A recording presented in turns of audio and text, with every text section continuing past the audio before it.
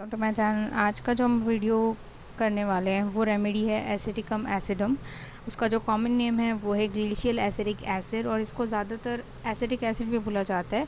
ये रेमेडी जो है ये उन लोगों के लिए है जो प्रोफ्यूज़ एनीमिक है, मतलब बहुत ज़्यादा इनको ये दुबले पतले हैं, बहुत ज़्यादा इनको हर अपने जो इनका मतलब जो भी ओरिफाइसेस है या फिर जो भी ओपनिंग्स है उन सब से हीमोरेजेस मतलब ब्लीडिंग होती है, लाइक नोज़ से, बॉवल्स से, स्टूल्स के थ्रू, ये सारी जगहों से अगर इन्हें हीमोरेजेस मतलब ब्लीडिंग्स हो रही है। वेस्टिंग एंड डेबिलिटी, बहुत दुबले पतले हैं, फ्लैश कुछ नहीं है बॉडी पे, power of liquefying albumins and fibrous deposits. इसके बाद में ये लोग जो होते हैं इनको जो कंप्लेंट होती है वो होती है एनेस्थेटिक वेपर्स से, fumes of charcoal and gas से, स्ट्रिंग्स एंड बाइट्स से, अगर कीड़े ने काटा उस सब से, सर्जिकल इंजरीज से, सर्जिकल इंजरीज जो होती है सर्जिकल शॉक के वजह से, सर्जरी के वक्त अगर ज़्यादातर उनका ब्लड लॉस हो गया उसके वजह से, एंड सॉरेज पॉइजनिंग की वजह से। इसके बाद में ये लोग फिज़िकली कैसे होंगे, तो फिज़िकली ये लोग बहुत पेल होंगे, पीले होंगे। पीले मतलब लाइट वाइट इनका कलर होगा। लीन लीन पर्सन रहेंगे, lean with a lax flabby face, pale face रहेगा, वैक्सी फेस रहेगा, which are inherited plethora and suffers from chronic weakness. बहुत ज़्यादा ये दुबले पतले रहेंगे, बहुत ज़्यादा ये वीकनेस रहेगी इनके अंदर, एनेमिक रहेंगे यानी मैसिएटेड रहेंगे, मतलब बहुत ज़्यादा नाजुक एंड दुबले पतले रहेंगे। हेमोरेजिक डायथिसिस रहेगा, मेरास्मस रहेगा, other wasting diseases with childrens. ये हमको मिलेगा एबॉर्ट में, आयोडम में, सिनिक में एंड ट्यूबरकुलिनम में।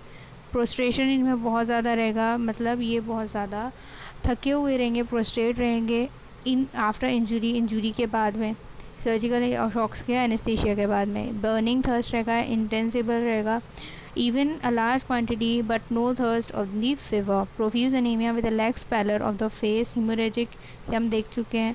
इसके बाद में ये बंदा जो होगा मेंटली ये बहुत ज़्यादा इरिटेबल होगा, वरिड होगा about his business, clinic ailment from shock and excitement, fear, anxiety drives him crazy to place in dyspnea, in liver complaints, dyspnoea में और लिवर कंप्लेंट्स में। इरिटेबिलिटी इतनी ज़्यादा रहेगी कि इसकी वजह से उसको हेडेक होगा और एब्डोमिनल एंड लिवर कंप्लेंट्स हो सकती है।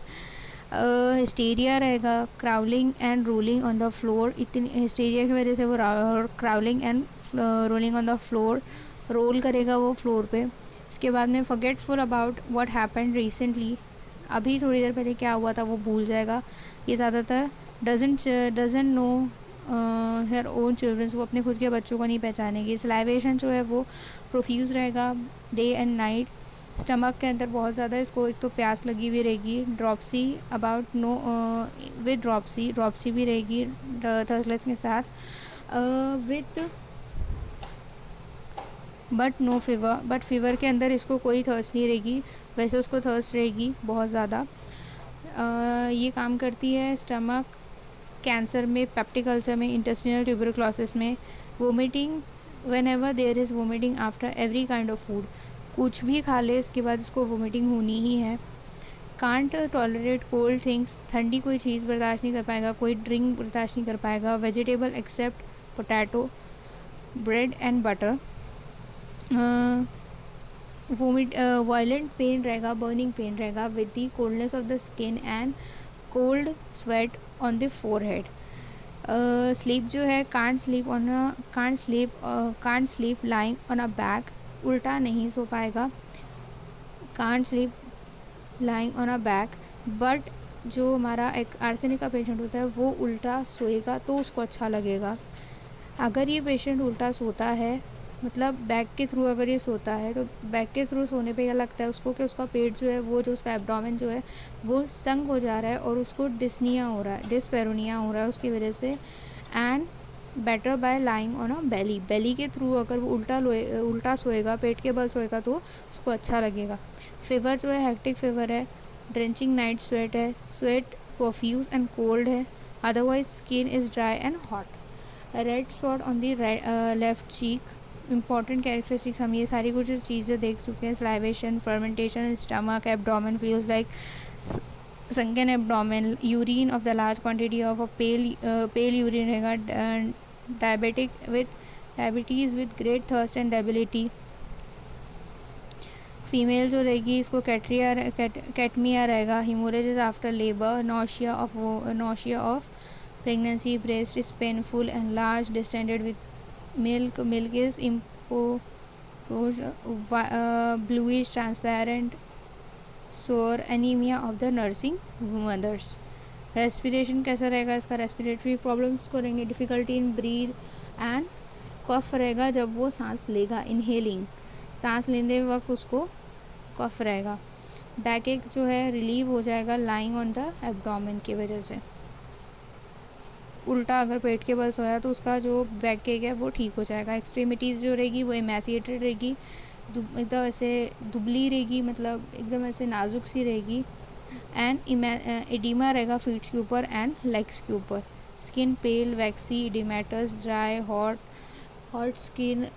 बाथ इन प्रोफ्यूज स्वेट, जब वो नहाएगा तब भी उसको बहुत ज़्यादा पसीना आने वाला है. फीवर जो है हेक्टिक फीवर है. ड्राउचिंग नाइट स्वेट है. अब इसकी कंप्लेंट्स बढ़ती कब है? कोल्ड एयर में, ठंडी हवा में जाएगा तो, गीला हुआ तो. चोक्ड सिक्रीशन अगर उसके चोक्ड होगा उसकी वजह से, फॉग की वजह से, धुआरी की वजह से, नाइट की वजह से, रात की वजह से. इसकी कंप्लेंट्स अच्छी कब होगी? जब वो मोशंस करेगा, मतलब वो एक जगह से दूसरी जगह थोड़ा वो टहलेगा या फिर थोड़ा उठ बैठ करेगा, थोड़ा सा काम करेगा, उसकी वजह से अच्छा लगेगा उसे.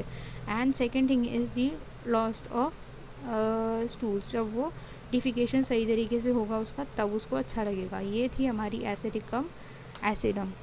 अगली रेमेडी है एकोनाइटम नेपेलस. एकोनाइटम नेपेलस का पहला जो मेन पॉइंट है कि ये बड़ी एक ऐसा पेशेंट रहेगा जो बहुत ज़्यादा डरा हुआ है और बहुत ज़्यादा परेशान है, एंग्शियस है. ये अपने मरने का predict the day he will die, ये अपने मरने का दिन पता कर सकता है, वक्त पता कर सकता है. इसका जो एक गाल है वो हमको लाल नज़र आएगा और दूसरा जो है वो पीला नज़र आएगा, मतलब पेल नज़र आएगा. वाइट समथिंग येलोइश वाइट हमको नज़र आएगा. म्यूज़िक इस बंदी को या बंदे को बिल्कुल भी सूट नहीं करेगा, वो बेयर नहीं कर पाएगा, वो सहन नहीं कर पाएगा. म्यूज़िक अगर उसके आसपास है वो उसको उदास कर देगा. अगर वो बैठा है, बैठ के अगर वो उठ रहा है तो उसका फेस रेड हो जाएगा, डेडली पेल हो जाएगा. Red face become deadly pale and patient faints, वो फेंट हो जाएगा. Then amenorrhoea in a plethoric girls from fright. ऐसी लड़कियों में जो प्लेथोरिक है, इनके अंदर क्या होगा कि इनको डर लगने की वजह से, फ्राइट की वजह से, सडन शॉक की वजह से इनको जो है इनका जो मेंसेस है वो स्टॉप हो जाएंगे, मतलब stoppage of menses, that is amenorrhoea. अब जो एकोनाइटम नेपेलस जो है वो एक वेजिटेबल किंगडम की रेमेडी है. मॉन्क शूट इसका नाम है, निकनेम है. फैमिली जो है रेनिनकुलेसी है. इसको प्रूव किया डॉक्टर हैनीमैन ने. 6 घंटे 2 दिन का इसका ड्यूरेशन ऑफ एक्शन है, 6 घंटे से 2 दिन तक के. माइजेमेटिक एक्शन जो है वो 16 है. टेम्परामेंट सिंक्वाइन है. और ये पेशेंट ना ही हॉट है ना ही कोल्ड है, बट लगता है कि कभी कभार इसकी कुछ पेशेंट्स जिनके पे प्रूव किया है तो ये लोग हॉट थे, जिनको हॉट चीज़ें से प्रॉब्लम था या मे बी. अभी इनकी जो कंप्लेंट्स है वो इनकी जो कंप्लेंट्स होती है वो होती है ड्राई से. अगर ये ड्राई सूखे इन्वायरमेंट में चले जाए, ड्राई वेदर में चले जाए, कोल्ड नॉर्थ विंड्स में चले जाए, चोक्ड पर्सपिरेशन, इनका जो स्वेट है अगर इसको बंद कर दिया जाए उसकी वजह से, फियर की वजह से, सन हीट की वजह से, शॉक की वजह से, ऑपरेशंस, इंजरीज, फ्राइट्स, इन सारी चीज़ों की वजह से. फिज़िकल एक्शन हम नहीं देखेंगे, ये भी नहीं. मेंटली ये पेशेंट कैसा रहेगा? तो ये बहुत ज़्यादा, मतलब great fear and anxiety of the mind with worry. ये बंदा बड़ा परेशान रहेगा. इसको बहुत ज़्यादा डर रहेगा, बहुत ज़्यादा ये डरा हुआ रहेगा, बहुत ज़्यादा परेशान रहेगा, रेस्टलेस रहेगा, is very particular. Patient is very restless मतलब बेसब्रा, बेचैन. Change position constantly, everything settles him. जल्दी बस अपनी जहाँ वो बैठेगा वहाँ से वो अपनी पोजीशन जल्दी से जल्दी चेंज कर लेगा, क्योंकि बहुत ज़्यादा परेशान पेशेंट है। फियर ऑफ डेथ, मरने से इसको डर लगेगा। Believe that he will die very soon, उसको लगेगा कि वो बहुत जल्दी मरने वाला है। Predicts the day and the time of death. Fear of future, fear of ghost, fear of darkness, crowd, crossing streets, इन सब चीज़ों का इसको डर रहेगा। एब्सेंट माइंडेड रहेगा, दिमाग उसको मतलब उसको वो भूल जाएगा जल्द से जल्द। एब्सेंट माइंडेड रहेगा, पता नहीं रहेगा कौन सी चीज़ कहाँ रख के भूल गया। वीकनेस ऑफ मेमोरी रहेगी, कांट रिमेंबर डेट्स इसको याद नहीं रहेगी। इंपॉर्टेंट डेट्स बोलो या कोई भी डेट्स इसको याद नहीं रहेगी। कोई इवेंट पे जाना है, कुछ करना है, तो वो डेट्स याद नहीं रहेगी। Patient is very over sensitive, ये ओवर सेंसिटिव रहेगा। नॉर्मली हम लोग नॉइस को थोड़ी सी आवाज़ को बर्दाश्त कर लेते हैं, लाइट थोड़ी ज़्यादा तेज़ आ जाए तो वो बर्दाश्त कर लेते, लेकिन ये पेशेंट बर्दाश्त नहीं कर पाएगा। Imagines that some part of his body is deformed and thinks that his thoughts comes out of his stomach. उसको लगता है कि उसके ख्याल जो है वो उसके दिमाग से नहीं, उसके पेट से आ रहे हैं। Music is unbearable, make her sad, ये जो पॉइंट है ये हमको और भी रेमेडी से मिलता है। Nitrum sulph, thuja, nitrum carb, Shabana and graphite. ये पेशेंट ट्रायोस ऑफ रेस्टलेसनेस में आता है। फिजिकली अगर हम सिम्टम्स देखें तो बहुत ज़्यादा ये रेस्टलेस रहेगा। 2 और लोग हैं ट्रायोड ऑफ रेस्टलेस में, that is Rhus tox and Arsenicum album.